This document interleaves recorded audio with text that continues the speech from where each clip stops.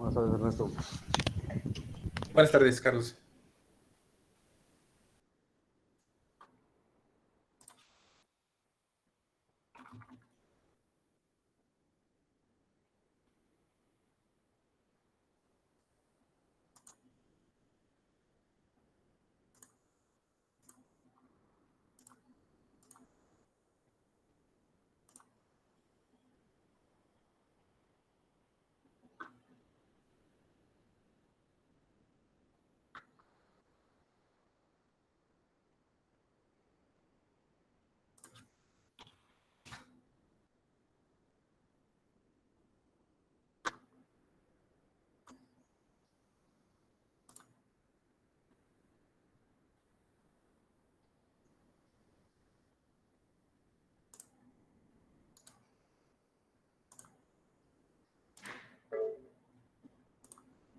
Me confirman, creo que están viendo mi segundo monitor ya, ¿verdad?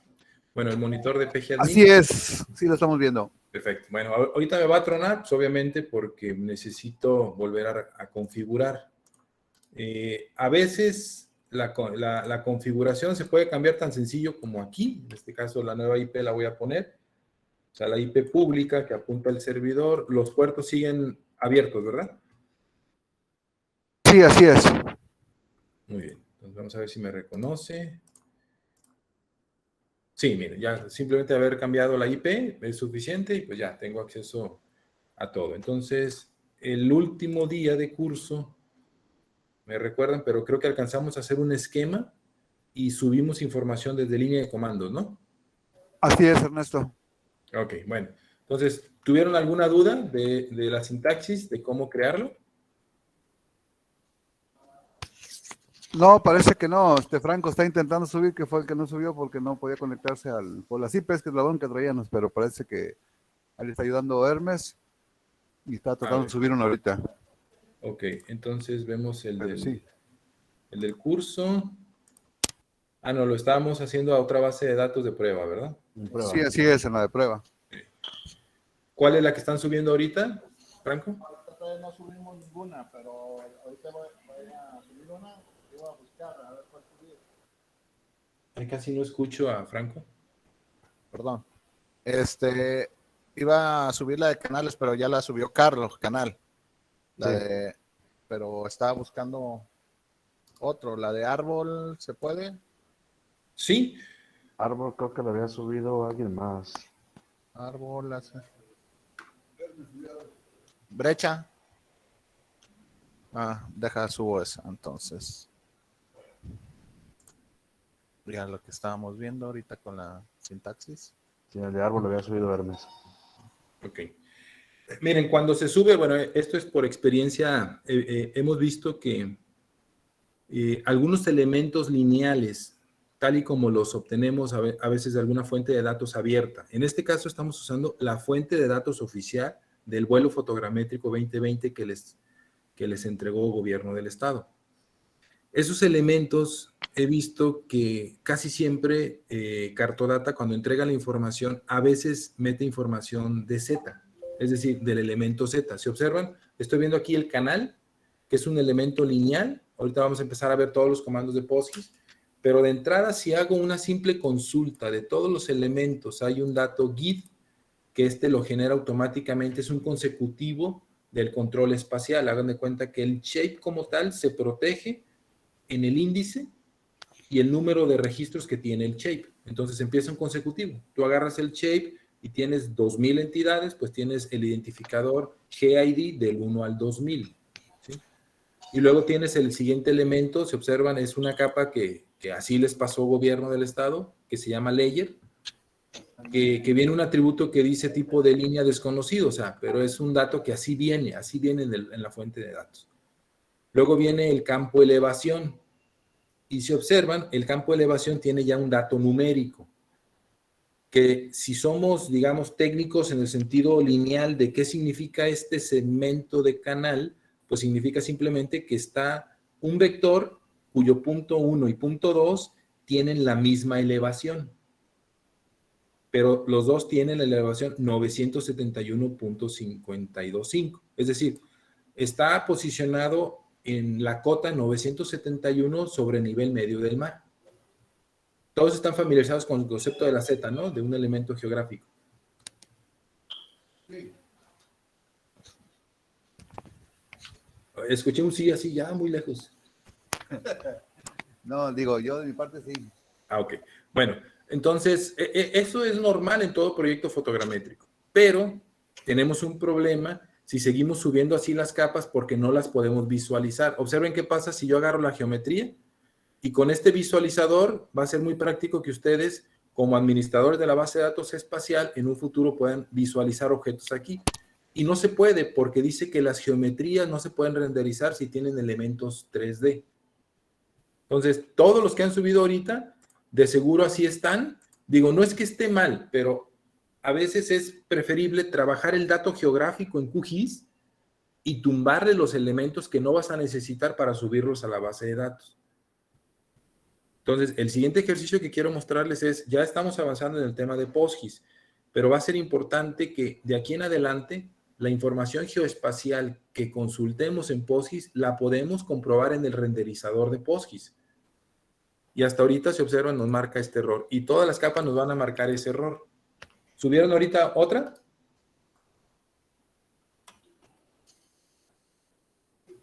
Por ejemplo, Franco no tiene capa, José tiene camellón. La voy a ver. Y se observan los mismos elementos. O sea, al tener Z, el camellón, nos puede servir muchísimo este atributo, pero el elemento lineal tiene diferentes elevaciones y el visualizador del PGAdmin no puede renderizar objetos que tengan Z diferente. Entonces, esa es una limitante. ¿Qué tenemos que hacer? Tumbarles la Z. O sea, todos los elementos, en el mundo cartográfico, poco a poco vamos a ir viendo, hay rubros planimétricos y rubros altimétricos. Un elemento lineal se caracteriza por tener altimetría porque todos sus elementos están bajados a un plano cartesiano. Es decir, no tienes la Z. PostGIS puede recibir elementos Z, sí, pero la limitante es esa, que no los puedes renderizar aquí, a menos que todos tengan la misma elevación. Y si observan, todos tienen diferentes elevaciones. Entonces es un elemento en 3D, que debería de ser un elemento planimétrico, sí, porque si soy justo y agarro este camellón en su plano debería de tener diferente elevación, su punto 1 y su punto 2. ¿Sí? Y si observan también, es característico de las capas crudas. Al referirme capa cruda de un proyecto fotogramétrico, es aquello que compila la compañía fotogramétrica y te da como una capa, que ya tú como analista de datos geográfico, tú decides qué hacer con ella. Entonces, les pasamos el tip, porque eso lo van a ver con Marisol. Cuando quieran trabajar con PostGIS, con un elemento lineal planimétrico, túmbenle la Z. El tumbarle la Z no significa que le quiten el atributo, ojo, ¿no? El atributo lo vamos a conservar. Pero si agarramos el elemento lineal camellón, todos los camellones deben tener la misma elevación, hablando de un rubro planimétrico. Ya que veamos otros temas, como por ejemplo análisis de pendientes naturales del terreno, ver cómo se comporta la Z y hacer una simulación de un flujo superficial como el agua pluvial que cae de la lluvia y que podamos ver hacia dónde tiende, esos análisis se pueden hacer ya con un modelo digital de elevación. Son temas que vamos a ir avanzando un poquito. Entonces, en resumen, todas las capas que subimos ahorita por la línea de comandos, como no auditamos la capa, o sea, la agarramos tal cual del vuelo y la subimos, el elemento Z nos estorba para renderizar en PGAdmin, entonces tenemos que quitarlo. ¿Subieron ahorita otra más? No, pero así podemos continuar. Muy bien. Entonces, bueno, vamos a hacer, ya de aquí en adelante vamos a hacer lo siguiente. Ya vimos cómo trabajan los esquemas y cómo subir capas desde la línea de comandos. Voy a crear un esquema para que todos trabajemos en ese esquema. Lo voy a llamar curso. Entonces, dentro de prueba va a haber un esquema curso y lo único que voy a hacer, ya les expliqué que a través de línea de comando podemos hacerlo. Simplemente lo que hace es, si la conexión de Postgres está autorizada, pues va a crear un objeto llamado curso, que es un esquema y que va a ser autorizado por el usuario Postgres. Entonces, si yo le doy guardar,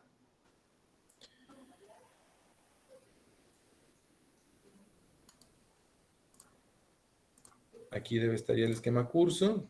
Y no hay tablas. Entonces, vamos a subir ahorita las mismas capas en Shape, pero tumbándole la Z. Voy a explicarlo yo ahorita cómo lo hacemos en QGIS para que ustedes me ayuden desde allá y que por lo menos subamos una desde QGIS también, eliminando la Z.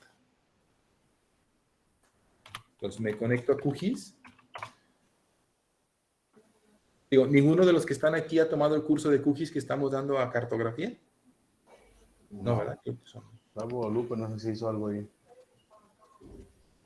Sí, yo un poco, pero no. Igual, cuando requieran temas así, por ejemplo, ustedes como administradores de sistemas y tomadores de decisiones de datos, lo primero que harían es, ¿sabes qué? Este elemento no cumple con mi estándar. ¿Y cuál es mi estándar? Que no vengan con Z, punto. Entonces, para que ustedes también se sientan cómodos en que pueden decirle, en este caso a Catastro, oye, pues tu capa tiene Z. ¿Y cómo sabes que tiene Z? Bueno, cuando la subí, su elemento lineal tiene diferentes elevaciones y no puedo renderizarla en PostGIS. No es que les vaya a dar muchos problemas, pero sí es recomendable, como les comento, como no vamos a hacer cálculo en Z con estos elementos, vamos a hacer cálculo bidimensional, o sea, como lo hacemos en AutoCAD, ¿no? ¿Qué hacen los usuarios en AutoCAD? Tienen una manzana, tienen un predio, una construcción, y en ningún momento se preocupan por la Z de cada vértice. Eso sí es necesario hacerlo cuando trabajas con volumetría, que ya son aplicaciones avanzadas como Civil, en donde cada punto debe tener una Z real, porque estoy haciendo una red pluvial, hago una red de saneamiento, puedo hacer un movimiento de tierras, taludes, puedo calcular curva masa, que lo hacen mucho los ingenieros civiles para calcular el volumen de obra de terraplén y corte que hay que hacer en una obra lineal, ¿no? Pero, volviendo al tema de cartografía catastral, todo debe tener 0. Pues aquí en mi QGIS, lo que hago primero es cargo la capa. Voy a cargar, por ejemplo, la de canal para que la vean y ya ustedes me ayudan con otra. El tema de QGIS es quizás nuevo para todos, ¿no? Con toda confianza, díganme. Sí. Sí. ¿Sí? Ok, bueno, entonces, si observan, cuando ustedes tienen QGIS, lo único, porque ya son temas pues que vamos a ver con cartografía, hemos avanzado con ellos, pero en el caso de que ustedes tengan la necesidad de subir una capa a la base de datos, porque el departamento de cartografía está muy saturado, ustedes dicen, bueno, pues yo la limpio. O sea, yo le quito la Z y yo la subo. ¿Cómo lo harían? Primero lo hacemos con un archivo en blanco, o sea, aquí tengo un proyecto en blanco, y dentro de mis conexiones aquí tengo conexión a múltiples fuentes de datos. La única que ahorita voy a utilizar es la de PostGIS. Cuando yo abro PostGIS me conecto a múltiples bases de datos de mis clientes. Ustedes, pues, yo los tengo configurados en el cliente Outland. Aquí me va a tronar. ¿Por qué me va a tronar? Porque ayer me conecté, pero hoy no me había conectado. Entonces, está queriendo reconocer la conexión de la IP que me había dicho Lupillo. Entonces, como ahorita ya cambió, pues ahora sí que QGIS no sabe a dónde apuntar. Entonces, en este caso, si yo edito la conexión, no funciona. Desgraciadamente no funciona así de sencillo, porque si yo la cambio aquí, internamente reconoce esta conexión a Outland y como que va guardando un histórico de IPs y no me permite, o sea, quiere reconocer siempre la anterior. Entonces, para evitar eso, yo en QGIS, ¿qué es lo que hago? Pues la elimino. Entonces, voy a eliminar esta conexión. Desaparece de mis conexiones y le voy a decir que deseo crear una nueva conexión. ¿Cómo le voy a llamar? Le voy a llamar Outland, que son ustedes. En servicio no le pongo nada porque no hemos habilitado un servicio de datos geoespaciales en el servidor, simplemente es una IP ahorita que escucha a Postgres y PostGIS, pues le voy a poner la IP que ya tenemos nueva. En su caso, si quieren seguirme, pónganle la IP que ustedes ven de ese servidor. ¿Sí? Entonces, si quieren, para que todos hagamos el curso, vayan generando dentro de su PostGIS un repositorio nuevo para conectarnos al servidor de datos. La base de datos se llama Outland-Geo. El puerto es el que escucha Postgres. ¿Sí tenemos PostGIS descargado todo, Lalo, Lupe? No lo tienen instalado. No lo hemos bajado. Nada más yo. Aquí. Ok. Bueno, como el curso es más de PostGIS, si quieren, yo lo explico aquí y de todos modos va a quedar grabado porque Pedro me hace favor de grabar todas las evidencias y ya con calma lo checan para no atrasarnos en el tema de PostGIS, pero sí voy a explicar cómo limpiarla y ya que quede como evidencia para todos, ¿sale? Bien.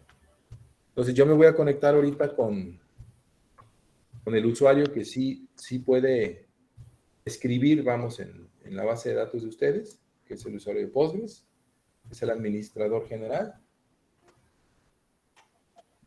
A ver las credenciales de acceso. Voy a decir que sí la guarde siempre. Pruebo la conexión. Y si observan aquí, me dice que sí tuvo éxito. Entonces, bueno, voy a darle a aceptar. Me dice que va a haber un archivo de texto plano que tiene la configuración. Y mientras no cambies ese archivo de texto plano, pues entonces ya está. Si observan, ya estoy conectado. Desde QGIS estoy conectado a PostGIS. Y también desde el PGAdmin, ¿sale?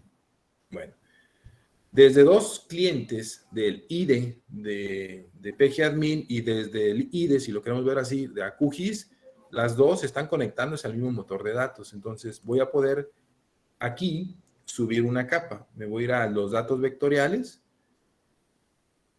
y me traigo, en este caso, del vuelo.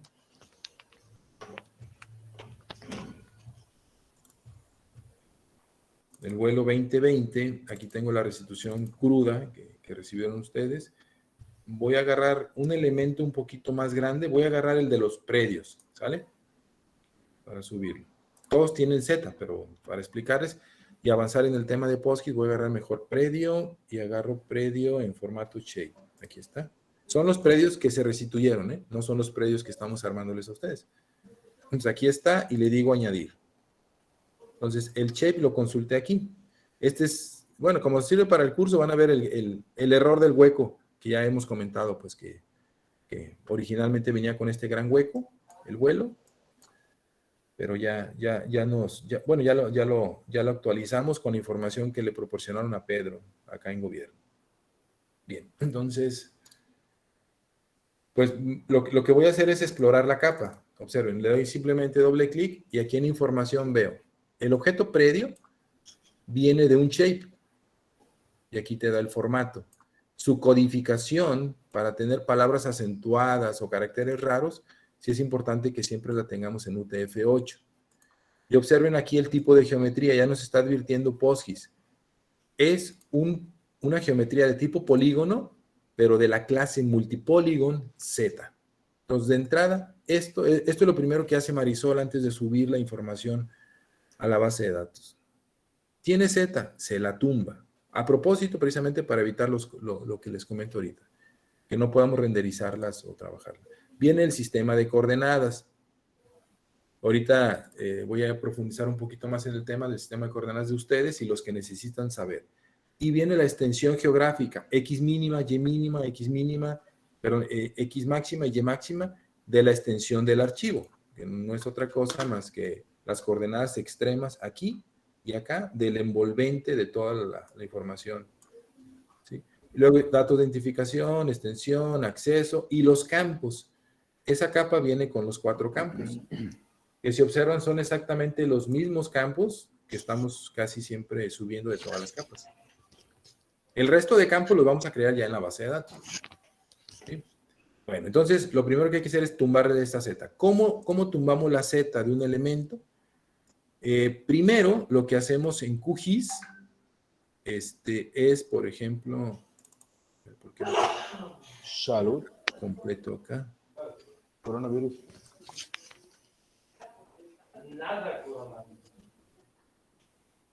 ¡Salud! Miren, por ejemplo, aquí hay corregir geometrías. QGIS tiene muchas herramientas, pero voy a corregir geometrías. Es decir, voy a ver si esta información antes de pasarla a PostGIS tiene errores geométricos. Aquí me dice qué capa es la única que tengo cargada, ¿se observan?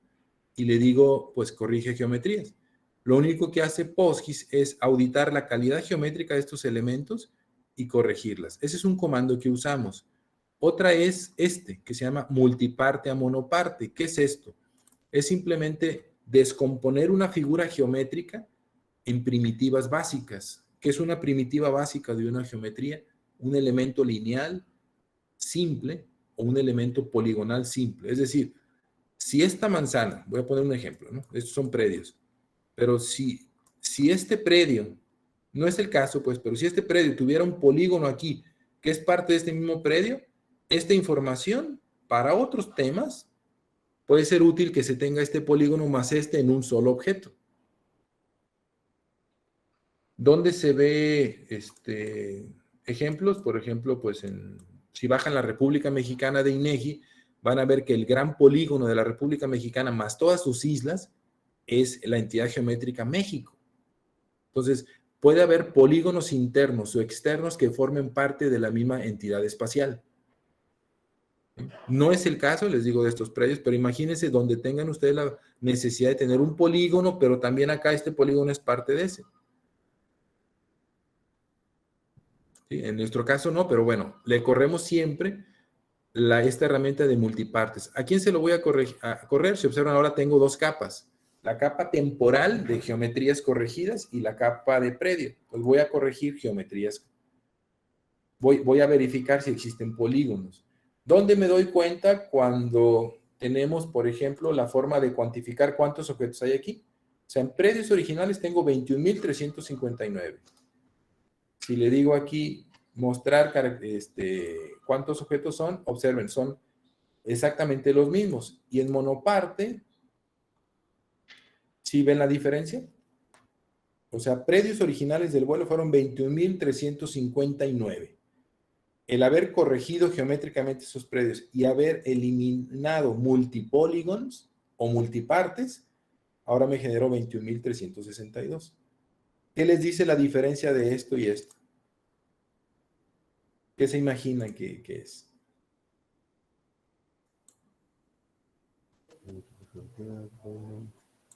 ¿Se incorporó 3 predios más? Se incorporaron exactamente, probablemente 3 predios más. No sabemos ahorita de dónde, tenemos que analizarlo, pero a lo mejor había un polígono envolvente que ya se separó, o sea, ya se independizó de la geometría. Entonces, por ahí andaban 3 aislados. Perdón, habían 3 unidos en un solo polígono que ya con el proceso de limpieza, pues ya se fueron acá. Entonces, nuestra recomendación, y también eso se lo hemos dicho al equipo de cartografía, es la capa que vas a subir a PostGIS, siempre córrele geometrías y multipartes. Casi siempre son los dos primeros problemas que podemos corregir. El otro es la Z. Cuando ustedes trabajen en QGIS, o más bien el equipo de cartografía trabaja en QGIS, van a ver que es muy común que ellos tengan estos capas temporales, le llamamos así. O sea, están en memoria. Si yo cierro QGIS, estas dos geometrías se eliminan, a menos que yo las guarde. Entonces, como este ya es el objeto que voy a guardar, observen lo que voy a hacer. Le voy a decir, si deseo exportarla. Entonces, la voy a exportar ahora al mismo formato Shape, por ejemplo, y la voy a guardar ahí mismo en el vuelo. Yo la bajé de aquí, vuelo restitución. Por ejemplo, para mi control voy a crear una nueva carpeta que se llame limpias y van a ser predios. Pero yo sé que son predios limpios. ¿De dónde los estoy jalando? De los procesos que limpié y después generé o partes sencillas, mejor dicho. Quité los multipolígonos. Es aquí donde tenemos que asegurarnos que los elementos ya vayan bien para la geobase. El sistema de coordenadas está bien, no lo voy a cambiar, la codificación, pero observen aquí, si le digo polígonos, es aquí donde le digo, no quiero la Z. O sea, si el proyecto fotogramétrico traía Z por cada elemento, deshabilito esta opción para decirle que no deseo incluir la dimensión Z. Se van a ir los atributos, pero la geometría va a ser plana. Entonces aquí le digo aceptar y listo. Entonces, si apago estos 3 objetos, los objetos predio estos son los ideales para subir a la geobase y no que ya pasó por estos procesos. ¿Sí? Entonces, desde aquí, shape, hay 2 opciones. Se los paso y los suben ustedes por línea de comandos o los exporto desde QGIS directamente a la geobase. ¿Qué quieren que hagamos? Pues por rápido yo pienso que está mejor que los exportes tú. Sí y no, Lupillo, te digo por qué. Como estoy con una conexión VPN y ustedes están en el servidor, Si yo lo intento hacer, es probable que se tarde 15 minutos en subir estos veintitantos mil predios porque estoy a través de la VPN. Desgraciadamente, la conexión, se las explico cómo sería. Miren, si yo le digo, ok, voy a importar a la base de datos de Outland un nuevo elemento, aquí me pide pues que abra un esquema en el que voy a trabajar. Ok, pues voy a trabajar en la base de datos. Ay, perdón, me equivoqué aquí. Sí, mejor se las voy a pasar porque toda la conexión que hice aquí la hice a la base de datos de Outland Geo. Y para el curso tenemos otra conexión, acuérdense que es la de prueba, ¿no? Miren, me voy a ir aquí y aquí está. La base de datos debería ser prueba y que caiga en el esquema curso. Entonces, díganme quién lo hace y mejor lo comprimo y se los paso nuevamente. El detalle es que no tenemos POSIX instalado para poder continuar. No, pero no necesitan de cookies. O sea, lo que quiero es que practiquen en lo que nos quedamos en la sesión anterior. Ok. O sea, van a subir esta misma capa, pero Ok, por se línea hace. de comandos. Ujú. Entonces, déjase, se los voy a comprimir.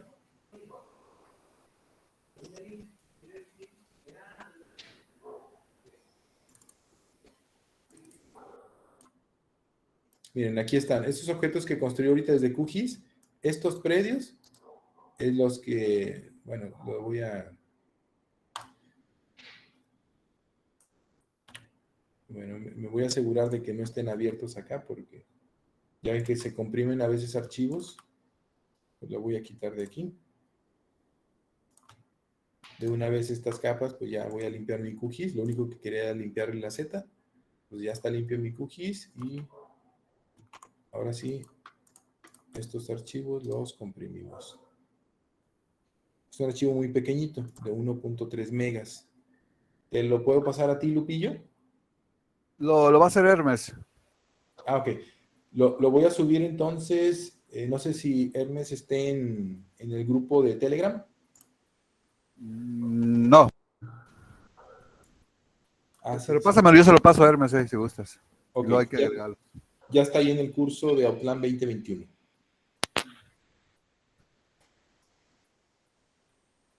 Y si quieres, Hermes, compárteme tu pantalla y ahorita que tengas acceso al archivo, nos muestras cómo lo vas a subir desde línea de comandos, por favor.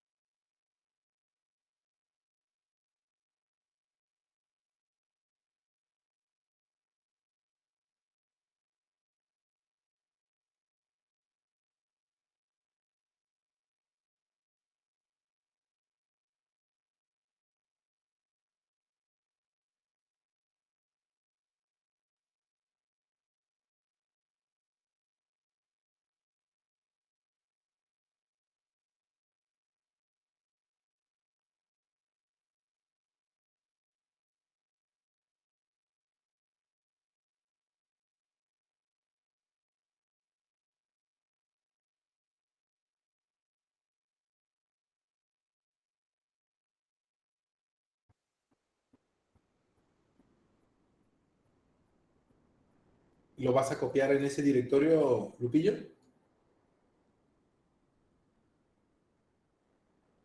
Sí, así es. Nomás se está descargando ahorita. Muy bien.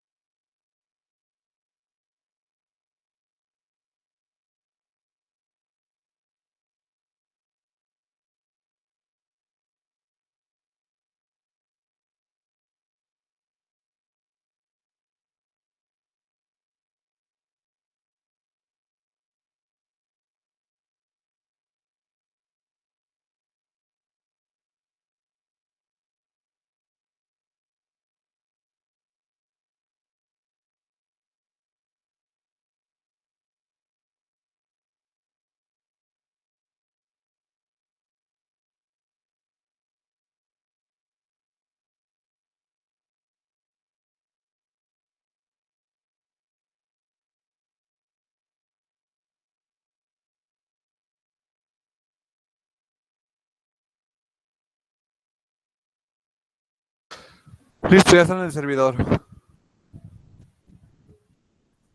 Perfecto. A ver, vamos a refrescar aquí.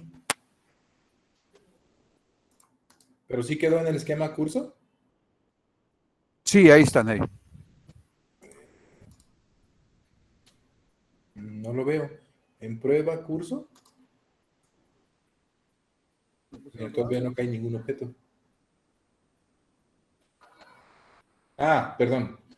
Sí, ya está en el servidor, pero justo estoy viendo la línea de comandos de Hermes. Ahí los está subiendo, ¿no?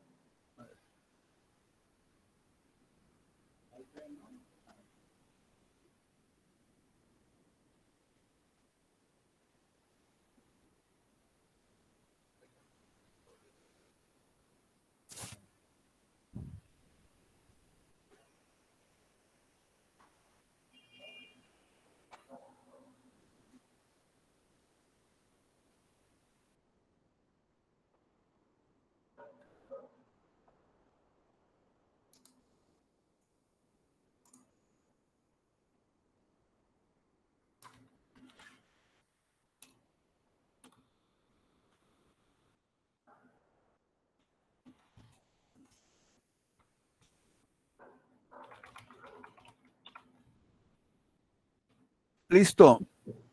Perfecto. ¿Y lo llamaron predios también? No, lo llamaron canal.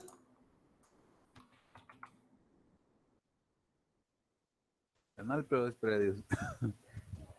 Bueno, el canal es el predio, ¿no? Sí, así es. Bueno, yo lo puedo renombrar desde acá. No quiero asegurarme, miren. Bueno, entonces, hasta aquí es más o menos lo que vimos la vez pasada. Lo único que aquí sí les recomiendo, pues, cuando ustedes, por algún error como este, le den un objeto diferente, como no tiene relación toda esta tabla a otro modelo, le pueden cambiar ustedes el nombre. Y casi siempre nosotros llevamos un estándar de dejar el objeto de manera singular, no plural. Entonces el objeto se va a llamar predio, aunque sepamos que son los predios de todo el curso, ¿no? Muy bien. Entonces aquí ya ustedes, antes de relacionarlo, pues Aquí lo estamos consultando. Observen cuánto se tardó en hacer el insert. Creo que fue menos de un minuto. Si yo lo hubiera hecho desde QGIS, 20 y tantos mil objetos, sí hemos visto que nos lleva como 20 minutos, porque es muy tardado el proceso desde QGIS cuando es por una VPN. Si es local, pues no es tan tardado, pues. Pero el proceso más rápido es el que hicieron ustedes ahorita por línea de comandos. Vamos a ver si funcionó. Si yo le digo, por ejemplo, ver las geometrías, se observan, ya se ven aquí. O sea, ya las puedo renderizar. ¿Sí? Muy bien. Entonces, todos estos objetos, por ejemplo, si yo lo pulso, aquí ya no tengo un visor, digamos, geoespacial, pero ya tengo un visualizador que me da PGAdmin para poder comprobar las consultas que estoy haciendo yo aquí de manera espacial. ¿Sí? Entonces, vamos a regresar al curso como lo teníamos.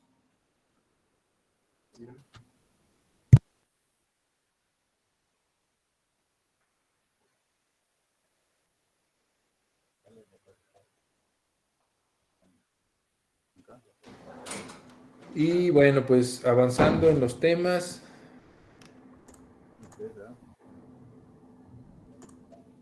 Vimos esto, vimos la base de datos, cómo crear un esquema. El nombre del esquema, si lo queremos generar desde polígono, perdón, las tablas. No Bien, veo tu aquí. pantalla, Ernesto. No sé si sea yo nomás o todos. Perdón.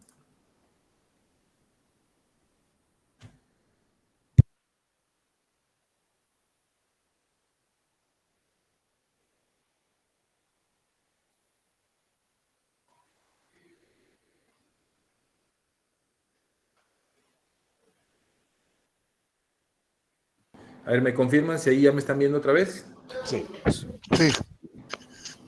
Ok, muy bien. Bien, entonces, miren, en la diapositiva 35, de ahí en adelante me voy a guiar otra vez para seguir avanzando en el curso, pero es importante, por ejemplo, que vayan conociendo la creación también desde línea de comandos de los objetos en PostGIS. Esta fue la sentencia que usamos, pero se observan, si quieren hacerlo a manita, es decir, una tabla nueva va a recibir la información, lo ideal sería trabajar de esta manera. O sea, vas a crear por medio de línea de comandos de SQL una tabla dentro de un esquema. ¿Sí?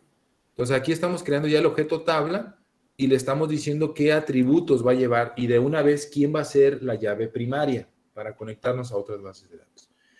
Esto pues ya ustedes están familiarizados con la experiencia que tienen con bases de datos. A lo mejor lo que necesitan ir aprendiendo es la ventaja de tener una columna especial para un objeto geométrico. ¿Sí? Si observan aquí, yo ya, bueno, el ejercicio está tratando de generar una capa de tipo multipolígono, que es un campo geometric, que se va a llamar geom, que tiene un sistema de coordenadas asignado que es el 6369. Esto es nuevo para ustedes, pero poco a poco en los cursos se van a ir familiarizando. Si queremos sacar la sentencia de cómo se hizo o qué hizo el script, por ejemplo, si yo le digo crear, van a ver la sentencia en SQL precisamente del objeto predio. Es así como está construido. Donde estaba el de abajo. Aquí, ¿La pantalla había quedado, curso.predio no? tiene un git entero ¿Qué puerto era? ¿No te acuerdas? ¿No te acuerdas cómo identificado? que se asigna de manera automática a través de una secuencia que ya está en la base de datos, que tiene un objeto que se llama layer, un campo, perdón, de tipo string, que va a hacer uso del catálogo por default, otro atributo llamado elevación, de doble precisión, en fin. Pero observen, lo importante aquí es, tenemos un objeto de tipo geométrico que es de tipo multipolígono asignado al sistema de coordenadas 32613. ¿Y está conectado con todo?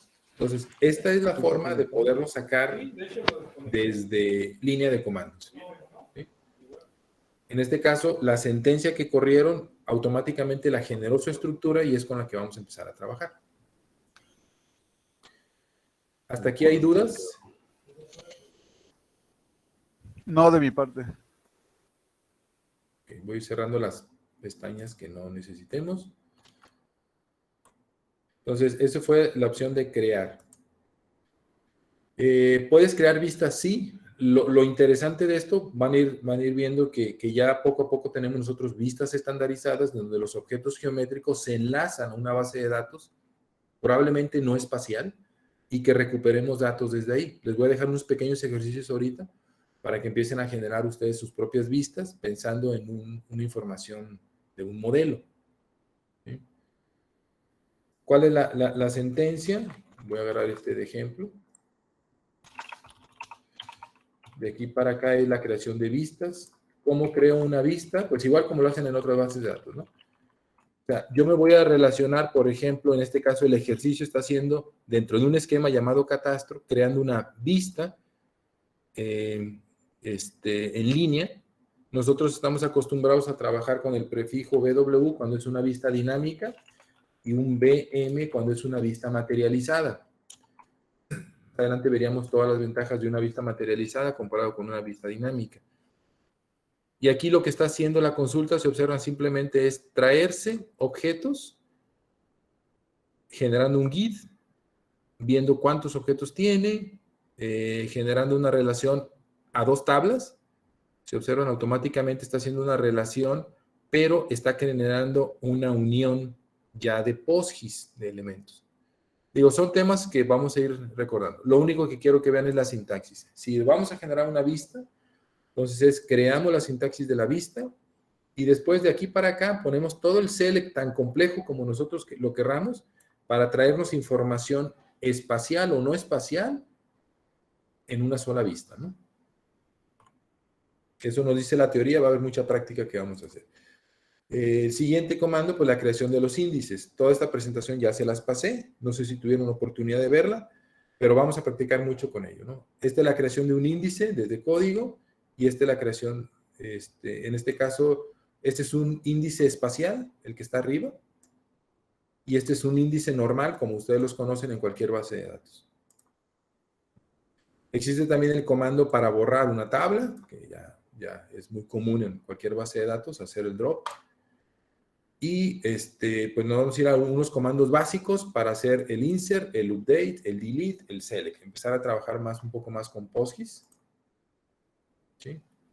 Bien, entonces vamos a lo principal, digamos, de una consulta.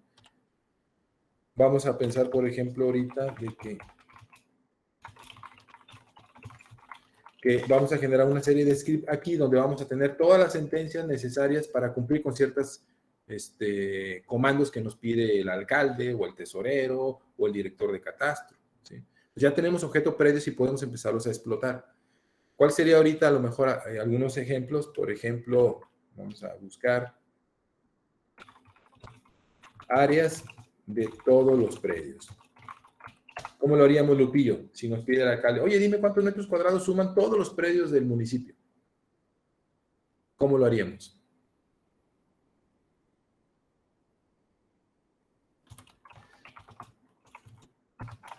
En SQL, pues sumando el valor del campo ¿cómo se llama? Uh-huh. Sí, el campo donde viene el terreno total. Exacto. Entonces, miren, vamos viendo cómo está el predio, el que acabamos de subir. ¿Qué campos tenemos? A veces es muy cómodo hacer un límite a 10 cuando quieres nada más ver la estructura para que no se traiga todos los registros, se traiga nada más los primeros 10.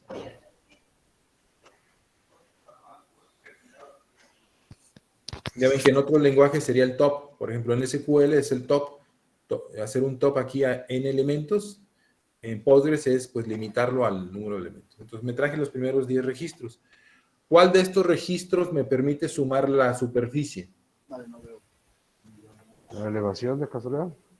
No, porque la elevación, como su nombre lo dice, es la cota del fotogrametrista del predio. En general, este predio tiene esta elevación, en fin. Entonces, no nos serviría.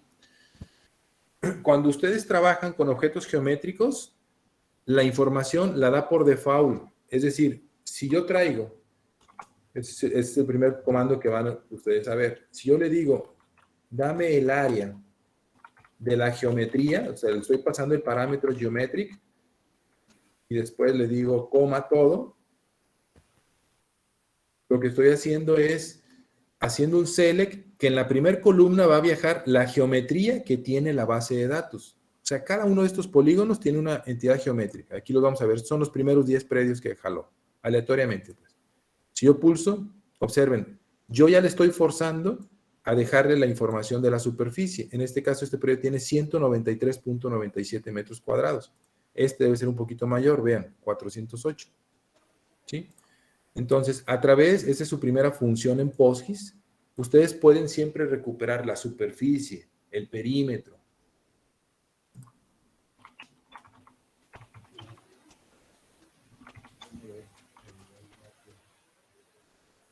Por ejemplo, ahí ¿cuál era para perímetro, Alex? Déjame ver.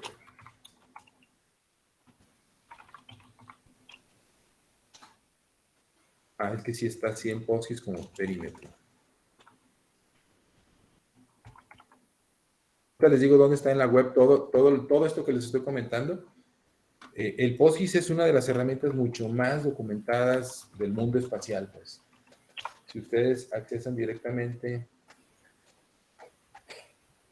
a esta línea, o sea, le puse simplemente en mi navegador PostGIS, manual de referencia, la comunidad está documentando muchísimo todo eso. Entonces, aquí viene toda la información de PostGIS.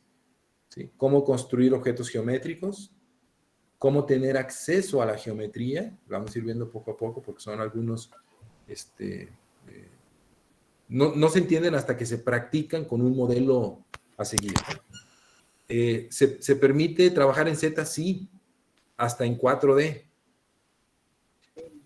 La cuarta dimensión en PostGIS está basada en el tiempo.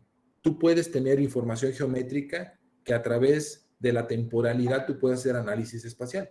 El análisis está limitado a X, Y, Z, ¿no? Como cualquier modelo geométrico. Pero la Z tendría sentido si tú metes información de tiempo a un registro y tú puedes estar viendo esa información. Entonces aquí viene mucha información muy documentada de PostGIS y muchos de estos comandos los vamos a ir viendo poco a poco. ¿Sí? Por ejemplo, aquí está, miren. Yo ahorita les dije, toda la información espacial en PostGIS debe tener un sistema de coordenadas. Si yo ejecuto el comando de PostGIS stsrid, lo que me está haciendo es, si observan, es retornar el número de identificador de la referencia espacial geométrica definido en esta tabla. ¿Sí? Esta tabla, pues es una tabla donde viene todo el almanaque de sistemas de información, de sistemas de coordenadas posibles en PostGIS. Pues vamos a ver cómo trabaja este comando, srid, minimizo, y le digo, ok, quiero que me digas en la primera columna qué superficie tienes, en la siguiente columna qué perímetro tienes, pero después dijimos que le vamos a dar aquí el stsrid. ¿De quién? Si tienen duda, pueden entrar aquí. Aquí viene toda la sinopsis de todo, cómo se utiliza cada comando. ¿Sí? ¿Qué parámetro está recibiendo? Una simple geometría. Cualquier geometría, automáticamente la función hecha en C de PostGIS, casi todo está en C, algunas cosas están en Python. Prácticamente toda esta relación, podemos tener acceso a ese código, pero lo único que hace esta función es generar el sistema de coordenadas. Entonces, si observan, ya estoy consultando la información para un fin buscado, ¿no? Por cada registro de predio tengo en su primer columna el área. ¿La puedo bautizar? Sí, porque lo ideal es que ustedes vayan creando ya sus escrituras propias. Digo, van a tener acceso a muchas de las que ya estamos generando nosotros, pero a lo mejor aquí lo ideal es decirle área, ¿no? A lo mejor tengo el perímetro, y bueno, para que lo vea el usuario mucho más cómodo, ¿no? Sistema de coordenadas. A ver, como SRC, sistema de referencia de coordenadas, o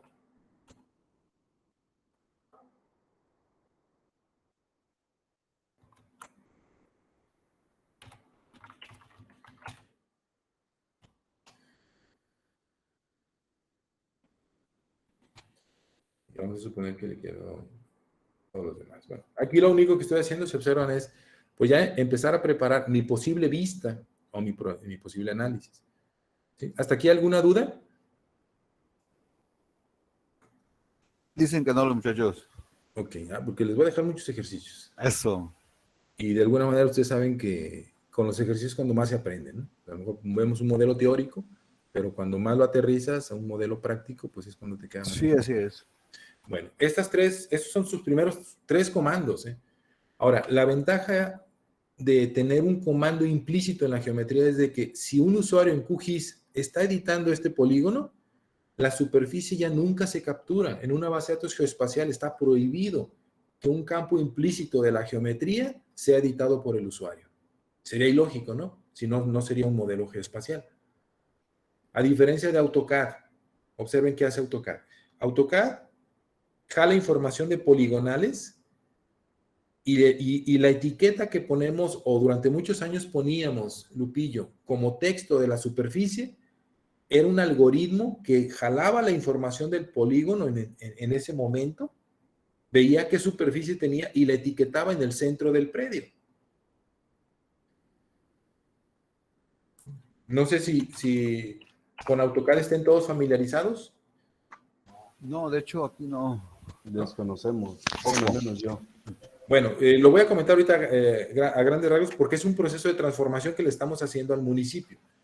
Lo ideal es que ya, no es que no vayan a usar AutoCAD, vamos, pero ya no lo necesitan o incluso no lo recomendamos porque hay muchos posibles errores humanos que se pueden evitar. Miren, voy a abrir esta población, voy a abrir una población del Chante de ustedes. Aquí está.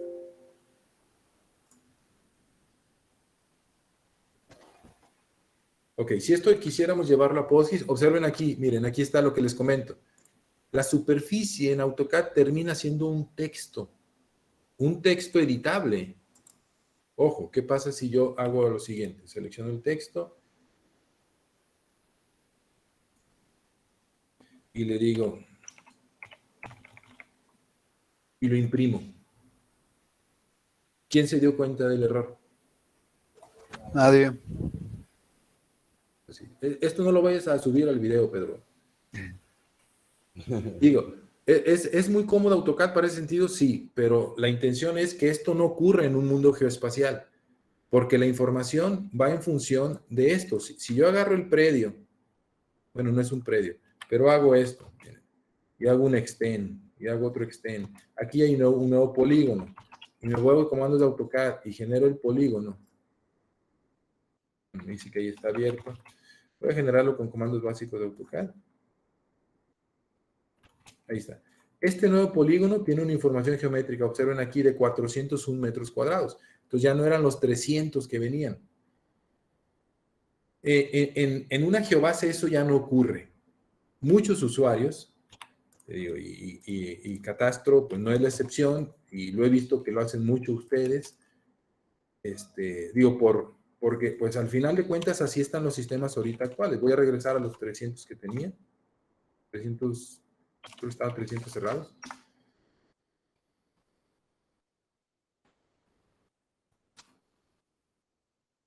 Observan, simplemente usé la calculadora de AutoCAD para comprobar y pues hacían esto, siempre modificaban. Ah, pero es que ya cambió. Híjole, ¿y cuánto cambió la medida? Observen todo lo que hace el usuario.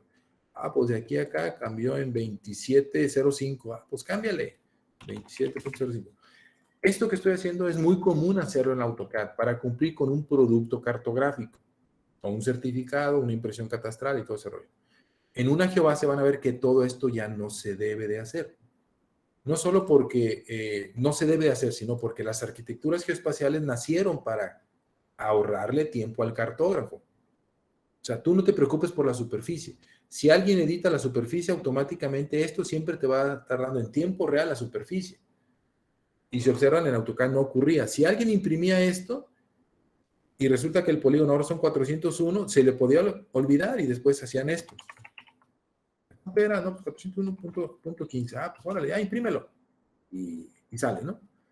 Entonces, los errores geométricos comunes entre una edición geométrica en AutoCAD y en un sistema de información geográfico van a haber muchísimas más ventajas de tenerlo acá. Bien. Entonces, vamos al objetivo. Dije sumar todas las áreas de todos los predios. Entonces, como comentó Lupillo, Ahora sí podemos hacer la suma, ¿se observan? Simplemente le decimos esto. Pero esto ya lo voy a construir en otra sentencia. Pues como yo ya sé que hay un comando suma en Postgres que me va a permitir hacer la sumatoria de todas las áreas de la geometría, le voy a llamar, por ejemplo, suma total. ¿De dónde me lo voy a traer? Pues del curso punto predio. ¿Y lo quiero de todo? Sí. Entonces, con esta sentencia, listo, ahí está la respuesta. Ah, pero lo quiero en hectáreas. Ok, pues lo dividimos entre 10,000. O no, dámelo en metros y también dámelo en hectáreas. Entonces, ponemos aquí y esta lo único que voy a hacer es la voy a dividir entre 10,000.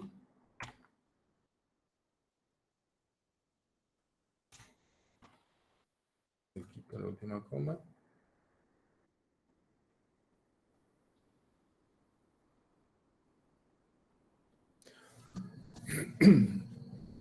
Y ahí está. Entonces, ya con esto, Lupillo, pues le dices, son 1,252 hectáreas de toda la suma de todos los predios que hasta ahorita tenemos.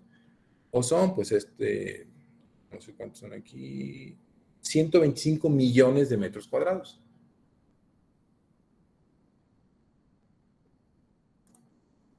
¿Alguna duda? Excelente, está muy bien todo. Muy bien, ahora, Todo bien. primer ejercicio, a este ya es para ustedes. Quien quiera mostrarme su pantalla y hacerlo, el reto es el siguiente. Ejercicio número 1 es cuantificar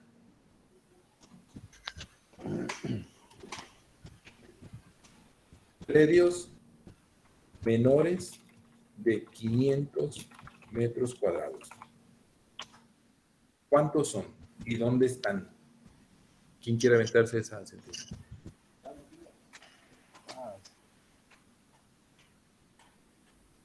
No veo.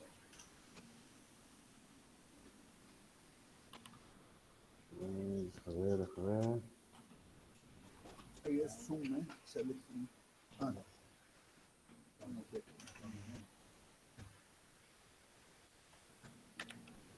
Nada más para tener el registro, vamos a dejar aquí cuántos son. En total son 21,362 predios. De ahí quiero que me digan cuáles son menores de 500 metros cuadrados. Obviamente, PostGIS automáticamente va a decir dónde están. Cuando hagas la consulta, pues te va a decir, son tantos, pero aquí están.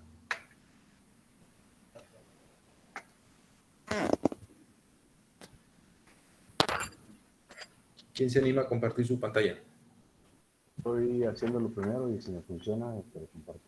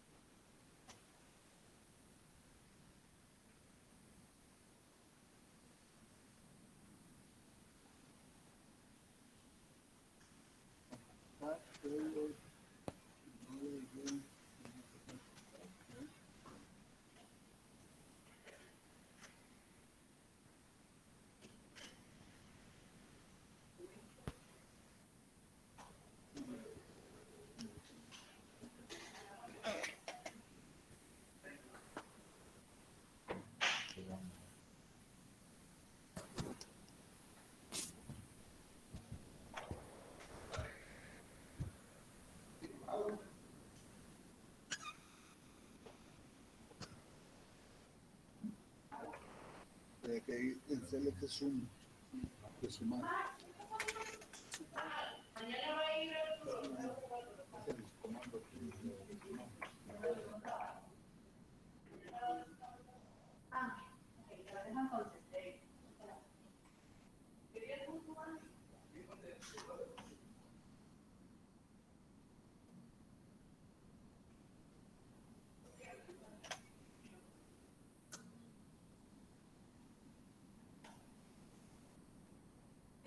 Ok, ¿salieron cuántos? 18,000. 671, ¿verdad? Correcto. Si quisiéramos verlos, también podríamos hacer lo siguiente, curso.predio, así como lo pusieron ustedes, donde el área de la geometría sea menor de 500. Entonces, eso nos va a dar esos 18,000, ya alcanzo a ver más o menos. Aquí nos lo regresa 18,671, pero la ventaja de usarlos también aquí, observen, es de que podemos siempre pulsar ahí y aquí viajan los 18,000 predios. O sea, todos estos predios cumplen esa condición. Pues todos los que no nos dibujó aquí realmente están, o sea, son mayores o igual a 500 metros cuadrados. ¿Sí? Entonces, si observan, así de fácil es empezar a construir, porque cuando subamos una capa nueva al visor de ustedes, van a ver que lo importante es dominar los conceptos geoespaciales, crear la tabla o la vista, que la vista la consuma GeoServer y la renderice en el visor y la publique el TOC. O sea, ese es un proceso que nosotros ya desde hace tiempo con los clientes les estamos impulsando, y la ventaja es que en el conocimiento pues que les vamos a transmitir a ustedes, ustedes van a quedar con N capas en el visor, pero a lo mejor después ustedes mismos suben las demás relaciones, ¿no? Esa es la idea, que armen su primer comité geomático, pues ustedes.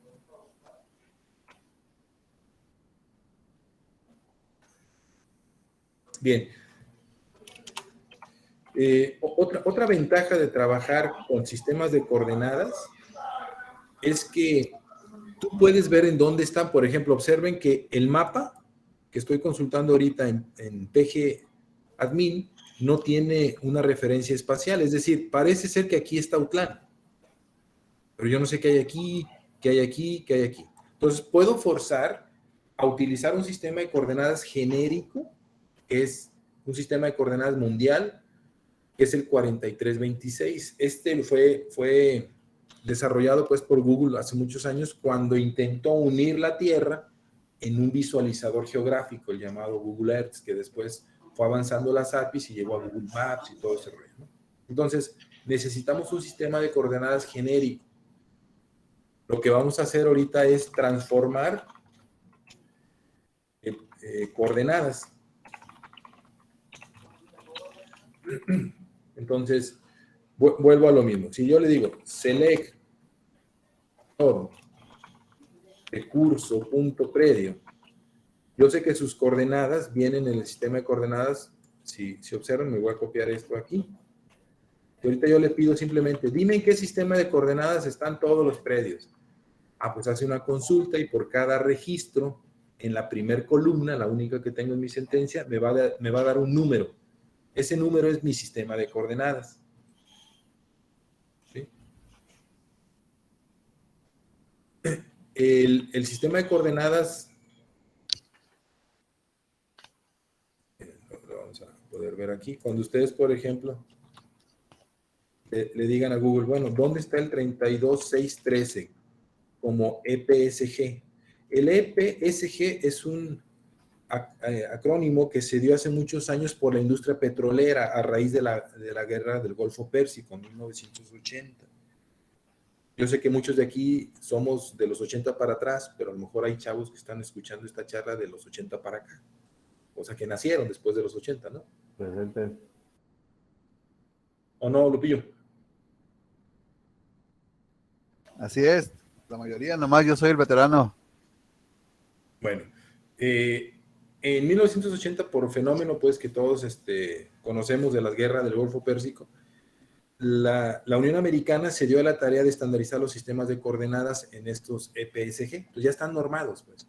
Pero fue la industria petrolera la que los empezó a normar para tener el control de cada uno de los pozos petroleros y las coordenadas precisas de todos esos puntos en todo el planeta.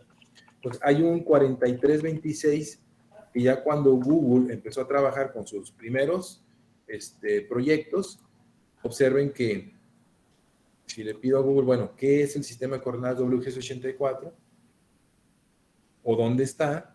Miren, aquí están los parámetros de referencia. El 4326 es un sistema mundial, es una proyección donde todo el geoide patentado pues en 1984 tiene una referencia de coordenadas, observen, desde menos 180 hasta más 180. Esto no es otra cosa más que los meridianos de nuestro globo terráqueo. Es decir, cubren todos los meridianos. Y desde el menos 90, que es el polo sur, hasta el más 90, que es el polo norte. Bueno, en resumen, este sistema de coordenadas te transforma a latitud y longitud cualquier objeto geométrico. ¿Sí? Si tú quieres, por ejemplo, saber, bueno, ¿y cómo se hace en PostGIS? Nos vamos a ST Transform. Y aquí me dice, bueno, pues para transformar geometría, tú tienes 4 sinopsis, ¿no? O sea, ya la función desarrollada por ellos tiene la posibilidad de recibir todos estos parámetros. Un parámetro, que es el más sencillo, dame la geometría y dime el código al que quieres que te la convierta. ¿Sí? Otra opción es, dame la geometría y dame como texto, no como número, ¿sí? La proyección que quieres tú transformar. Otra es, dame la geometría como texto, dime de qué proyección, pero a qué proyección. Es decir, cuando tú necesitas pasar de un sistema de coordenadas a otro, también es válido. O una geometría, le doy como segundo parámetro de qué proyección, pero lo mando no a un texto de proyección, sino a un número de entero. Es decir, al índice de ese sistema de coordenadas espacial que ya está normado por la industria GIS en todo el mundo. Entonces, vuelvo aquí, es el 4326. Entonces, haríamos el siguiente ejercicio. Yo le digo, ok, quiero transformar la geometría. Vamos a ponerle geo original.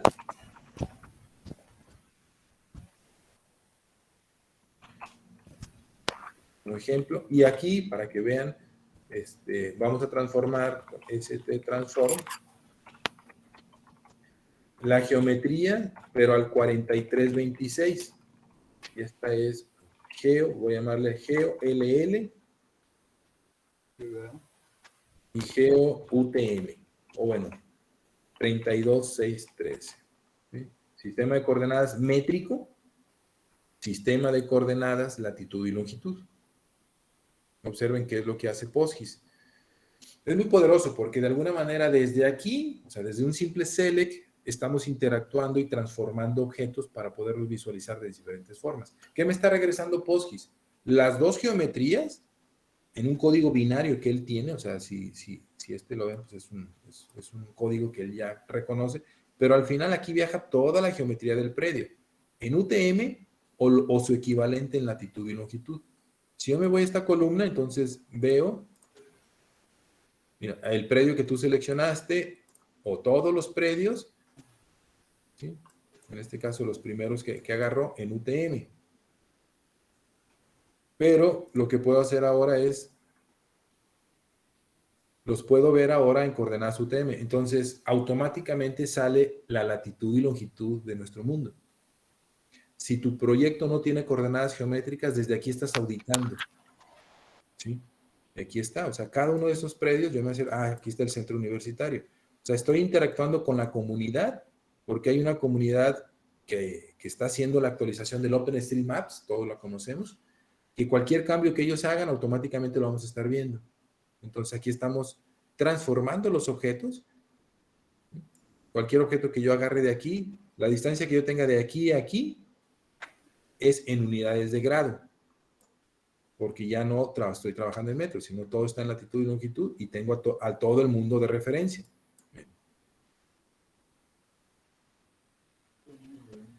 ¿Sí? Entonces, ¿es muy cómodo desde PostGIS auditar los datos? Sí, porque podemos transformarlos en el momento que se quiera con esta simple transformación y van a ver que es muy útil la transformación cuando queremos calcular algo, ¿no? Y sobre todo que a veces la información llega de diferentes fuentes. Puede llegarles un proyecto de, no sé, un sistema de patrullaje que esté haciendo aquí seguridad o el ejército o la Guardia Nacional y esté depositando pues las coordenadas de latitud y longitud en una base de datos.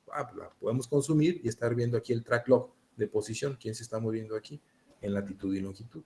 Convertirlo a metros depende de ustedes. Para los fines prácticos, en México trabajamos con coordenadas UTM normadas por INEGI. Me voy a basar en esto para darles esta pequeña charla de qué es ya conociendo cómo está ese código, ustedes van a ver aquí, por ejemplo, este es nuestro mundo. No sé si todos estén familiarizados con el Google Earth y el Google Earth Pro. Lo he visto anteriormente. Ok. Si yo aquí en opciones le digo, voy a trabajar en unidades UTM, o sea, Universa Transversa de Mercator, que esa coordenada UTM lo único que hace es distribuir espacios, si observan, por medio de zonas UTM. Entonces, las zonas UTM empiezan, observen, aquí en el 1 le da la vuelta al mundo y llega al 60.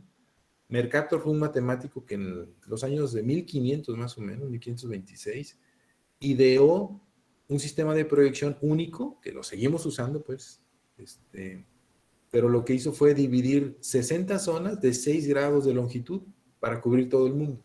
Entonces, cualquier proyección en este lado, métrica, va a tener un sistema de coordenadas, este va a tener otro. Si ustedes nos acercamos a México, si observan, todo Jalisco, o casi todo Jalisco, está en coordenadas 13. De ahí el código del 32613. Vuelvo aquí.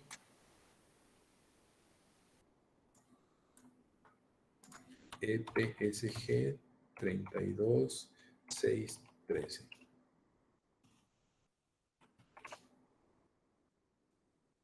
Aquí veo todos sus parámetros. Aquí estamos en la zona 13 norte, que es la que les estoy comentando. Si en un futuro a lo mejor van a trabajar en proyectos en la 14, pues observen, todo nuestro territorio tiene un marco de referencia desde la zona 11 hasta la zona 16. Si vas a trabajar en Mérida, en Yucatán, pues lo ideal es trabajar en la zona 16. Entonces, todas estas zonas UTM tienen un equivalente, según INEGI, con el nuevo ITRF, que es el 6368. Pero hay miles de sistemas de coordenadas en todo el mundo, ¿no? Pero les comento los que necesitan saber ustedes para el territorio mexicano. Nos llevamos 2, es el 30, no, llevamos 3, los voy a documentar aquí, quedan también en el video.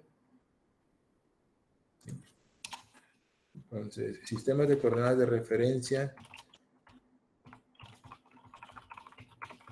utilizados en México, digo, también están en la presentación, pero ahorita como ya estoy más en POSIX, para que ustedes los vean, es el 32613, el 6368, el 4326. Hasta ahorita les he dicho estos sistemas de coordenadas.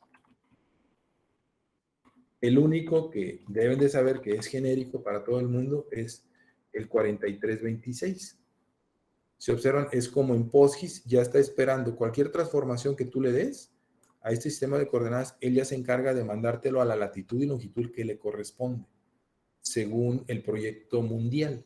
Porque este proyecto, pues aunque Google lo está haciendo, pues es un proyecto mundial de todos los organismos que están refiriéndose a la Tierra, ¿no? Hay geofísicos, hay mucha gente pues que está siempre observando a la Tierra y calculando cada vez con más precisión el verdadero centro de la Tierra. Entonces, todos los sistemas de proyección hacen uso del centro de la Tierra. Aunque nadie lo conoce, lo ha visto, por cuestiones gravitacionales lo están calculando los científicos y cada vez dan más con ese punto. Y aparte también como nuestra figura es amorfa, Google lo pone aquí muy bonito, ¿no? Pero no es así. Es una papa que está girando a velocidades en las que pues el centro de la Tierra es nuestro punto de referencia para todos nuestros sistemas móviles, ¿no? Y arriba hay satélites, muchos, ya hay miles de satélites GPS que están observando el territorio y cada vez son más precisos para calcular exactamente dónde estás.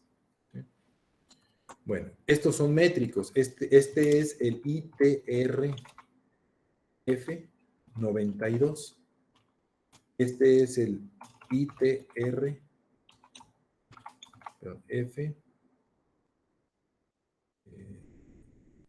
2008. Vamos a comprobar a ver si es cierto. Si me voy a las bases de datos de INEGI, o bueno, aquí están, simplemente el 6368 hace uso del ITRF 2008. Estos organismos, el ITRF 92, cada nación tiene su propio ITRF. En México, los geofísicos que nos están guiando, digamos, en la UNAM, que están a la vanguardia de los ITRF internacionales, lo único que están haciendo es, si las placas tectónicas de nuestro país tienen movimientos telúricos, lo que debe hacer un organismo como el que está monitoreando las redes pasivas y activas de la República es ver si nosotros nos estamos moviendo con respecto al entorno mundial. No sé si sepan, pero hay 3 placas aquí en México. Una placa de California, la gran placa del centro y la gran placa de acá. Si esto se mueve, nuestros sistemas de coordenadas deben de actualizarse.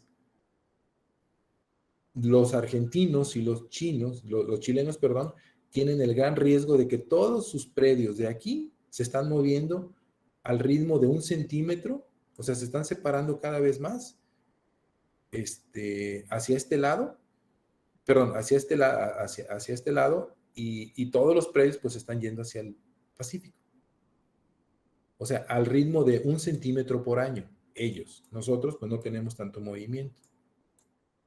Entonces, los organismos encargados de ver esa información son los ITRF. Pues en México tenemos el 2008 y este es el marco de referencia que debemos de usar todos los que hagamos cartografía en México, sean fotogrametristas, sean científicos, sean cartógrafos, en fin. Y aquí están sus propios parámetros. Y el anterior, el ITRF 92, que aquí lo pongo. Entonces, el ITRF 92 es el que hace uso del 32613. En resumidas cuentas, ¿estos dos son válidos? Sí, son válidos, pero ya mismo INEGI nos dice, usa porque es el que monitorea en el 2008 y hasta ahorita no nos han dicho que hay un nuevo ITRF para México. Si después de los sismos de 2 o 3 años los parámetros elipsoidales y geoidales cambian de este sistema de coordenadas, nos van a obligar a usar un nuevo sistema de coordenadas. Pero hasta ahorita no. ¿Dudas de esta parte?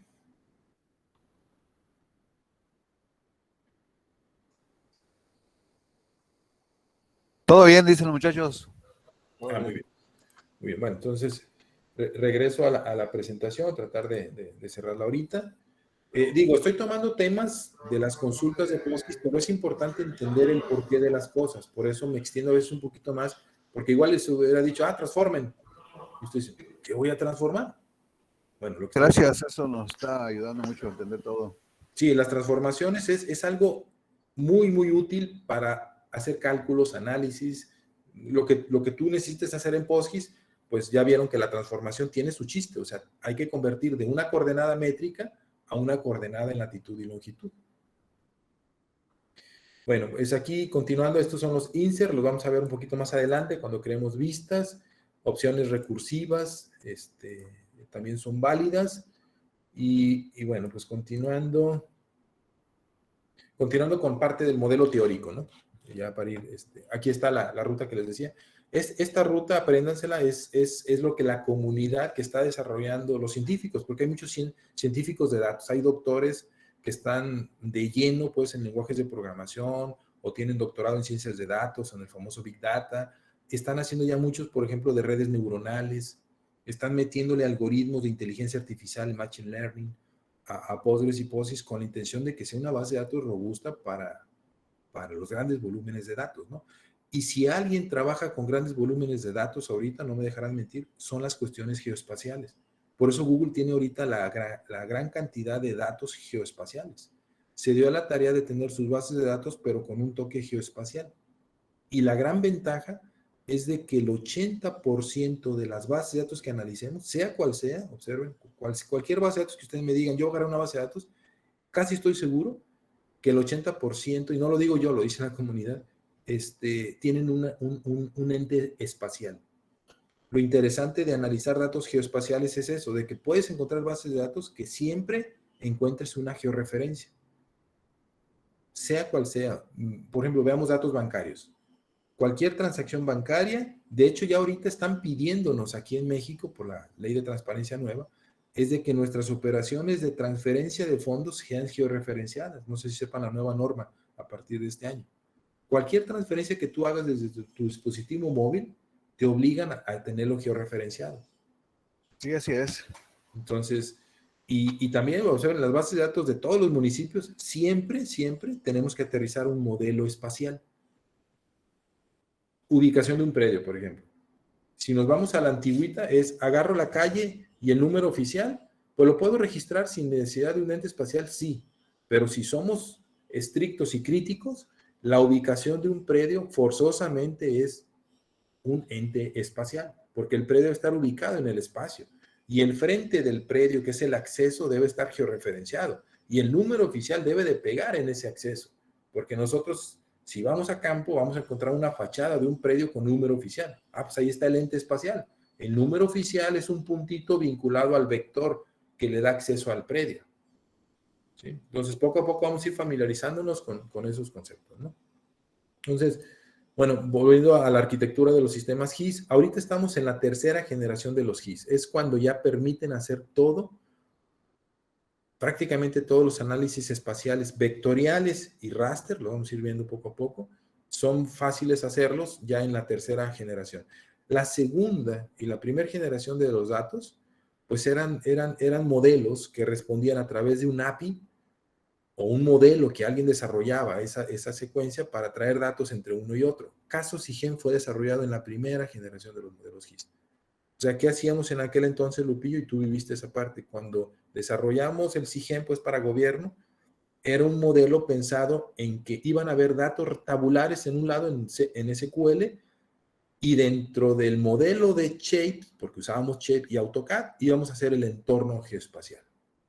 Y ahí andábamos, ¿no? Con nuestros pininos hace 20 años. Ah, pues agarramos este modelo, que es un predio, que es este que les estoy comentando, y desarrollábamos funciones en el que, bueno, pues reconoce las coordenadas de aquí, de aquí, de aquí, y mándalo a la base de datos.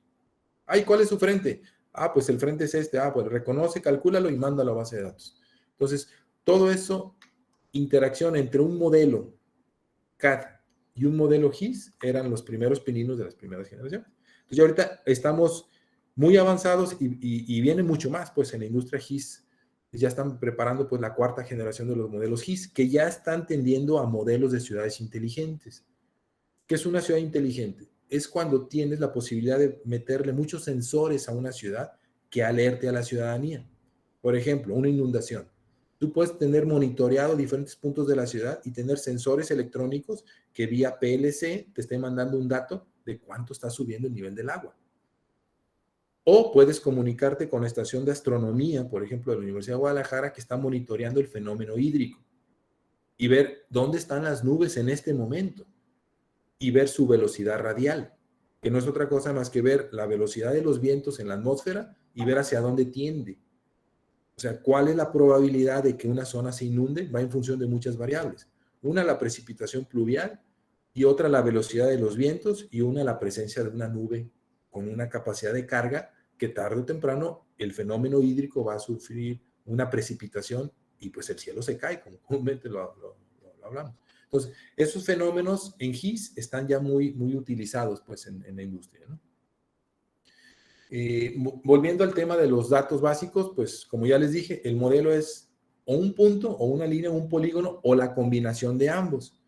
No es que el objeto multipolígon, como lo vimos hace rato, que tuvimos que limpiar la capa de predios, no sea válido en POSGIS. Nada más hay que ver muy bien en dónde lo usamos y dónde mejor lo descomponemos para que sea un elemento más simple, vamos. Esta es la jerarquía de las geometrías en POSGIS. Tú tienes un objeto, una clase geométrica, que puede derivar de tres objetos básicos: el punto, la línea, que en este caso se extiende de la clase curva, pero puedes tener un polígono también que de la clase surface se derive. Entonces, los que más estamos trabajando son estos tres ahorita. Pero podríamos siempre trabajar con objetos un poco más complejos, ¿sí? Pero si observan, siempre la geometría debe tener una referencia espacial. Es lo básico, es lo primordial para trabajar en un sistema de información geográfica. Y aquí viene parte de la teoría que les comentaba de cómo vino la Unión Europea a generar el estándar del EPSG. Y que todos tienen un código. Entonces, el 32614, pues, por ejemplo, en este caso es para la zona 14. No aplica para ustedes porque para ustedes sería la 13. ¿Sí? Pero aquí vienen parte de los ejemplos.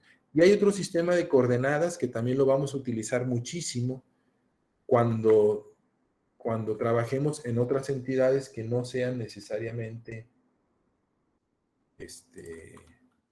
locales. Al referirme a coordenadas locales, es que este es el de latitud, perdón, es UTM también, pero en una transformación cónica de Lambert. no es otra cosa más que tener un parámetro de referencia ahora diferente.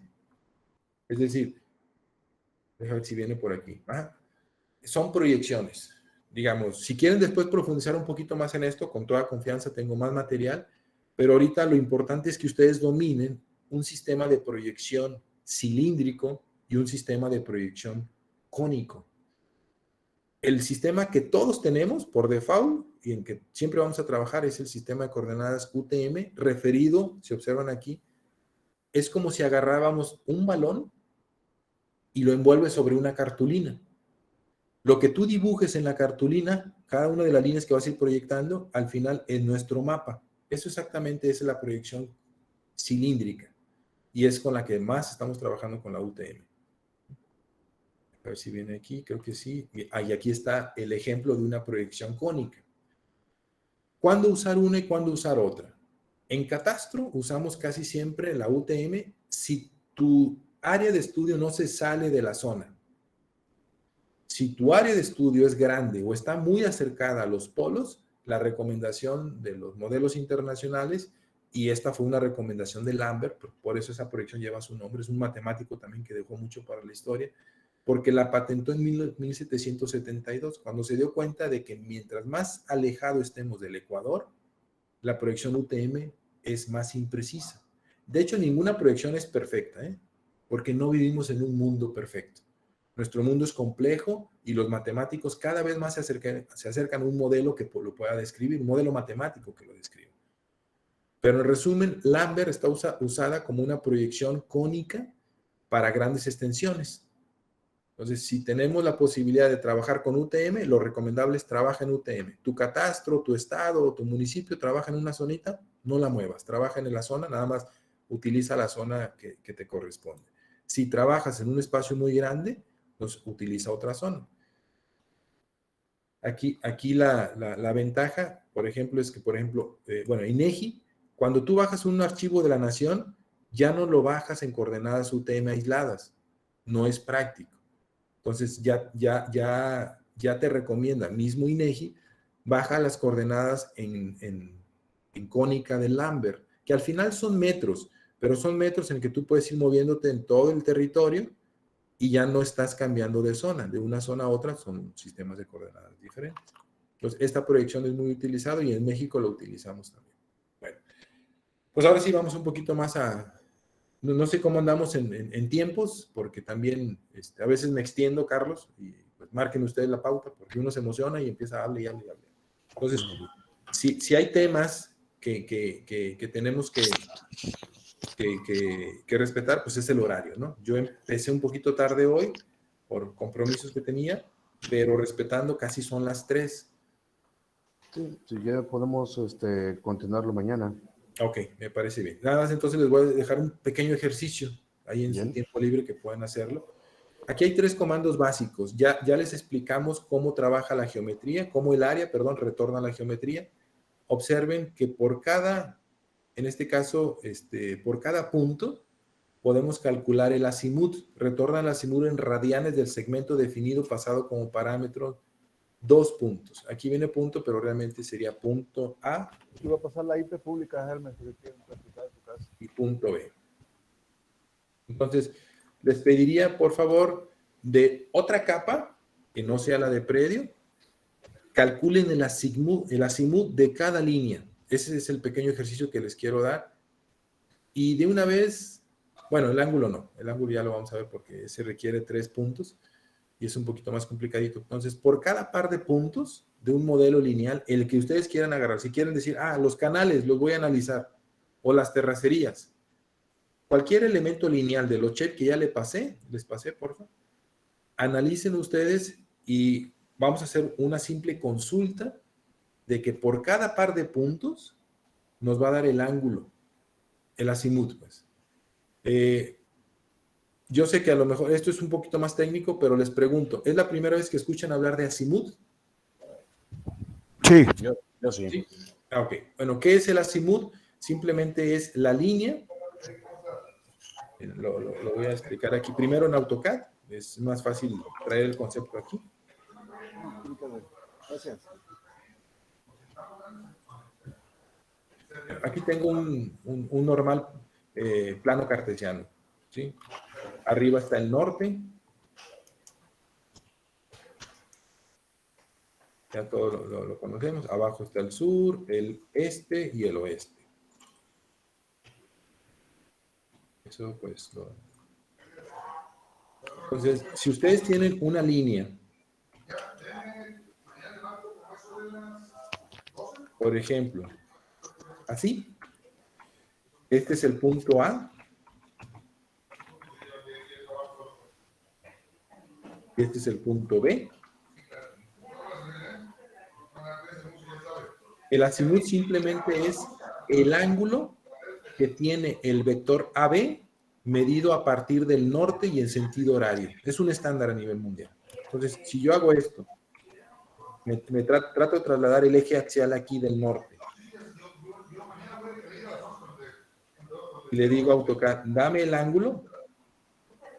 Ese es el azimut. ¿Sí? El azimut simplemente es el ángulo que empieza en la dirección del norte medido hasta el vector. Entonces, si yo le pido a PostGIS, dame el azimut de A a B, me debe de retornar estos 34. Bueno, me lo está retornando en radianes, pero mañana vemos, o en la siguiente sesión, Carlos, que me indiques, vemos el concepto de transformar ángulos entre grados hexagesimales y radianes. Es muy común hacer esa conversión siempre, ¿no? Ok. Voy ahora a invertir el ejercicio. Supongamos que ahora quiero medir. Ahora estoy analizando vector AB, pero ahora de diferente forma. Yo lo pongo así porque es normal encontrar tangentes inversas. Entonces, el vector que va de A a B, quiero analizarlo en su azimut. Ahora, ¿cuál sería el azimut? Eso nos dice el mundo teórico.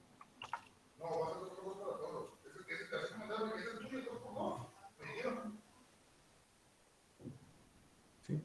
Sería agarrar los 34, sumarle los 146 y luego sumarle los 34. Entonces, el azimut resultante es el ángulo que va desde aquí hasta acá.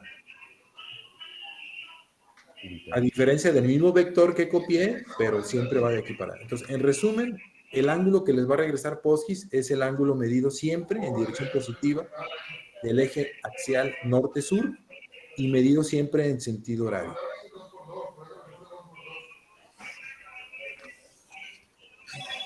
Entonces, intenten hacerlo. A lo mejor puse un reto ahorita un poquito más complicado porque requiere hasta acordarnos de las matemáticas. Pero les pongo ahí el reto, porque la función ya está hecha por PostGIS. Lo único que necesitan saber ustedes es mandarle las coordenadas del punto A y del punto B. ¿Qué les va a retornar? El azimut en radianes del segmento definido en los parámetros ahí. Okay. Correcto. Y mañana, ojalá tengan oportunidad de ver un poquito, si no, mañana vemos todo lo necesario que tenemos que hacer para hacerlo. Muy bien. ¿Cuándo sería el siguiente, Carlos? Mañana. Ok, entonces me apunto y mañana sí voy a estar aquí puntualito de 1 a 3. Muy bien. Mañana continuamos entonces. Perfecto. Pues muchas gracias a todos. Muchas Gracias a ti, gracias. Ernesto. Gracias. Cuídense. Igualmente. Hasta luego. Bye.